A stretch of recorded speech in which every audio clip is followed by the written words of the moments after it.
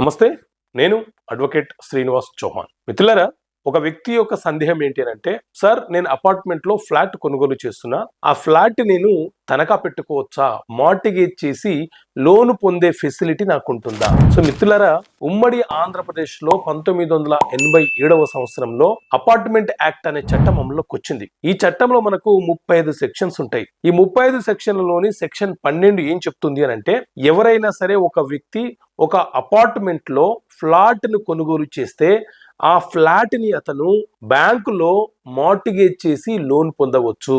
అలాగే ఆ అపార్ట్మెంట్ కి ఎప్పుడైనా అగ్ని ప్రమాదం కానీ లేకపోతే భూకంపం కానీ ఇతర ప్రమాదాలు ఏర్పడి అతనికి ఆస్తి నష్టం జరిగే అవకాశం ఉంటదన్న భయం అతనిలో ఉంటే అతను బీమా కూడా, ఇన్సూరెన్స్ కూడా క్లెయిమ్ చేసుకునే, ఇన్సూరెన్స్ కూడా పేమెంట్ చేసుకునే ఫెసిలిటీ అవకాశం అతనికి ఉంటుంది అని చెప్పి ఈ చట్టం చాలా స్పష్టంగా వివరణ ఇస్తుంది.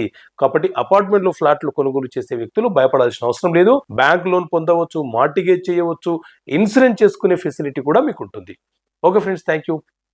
జై హింద్.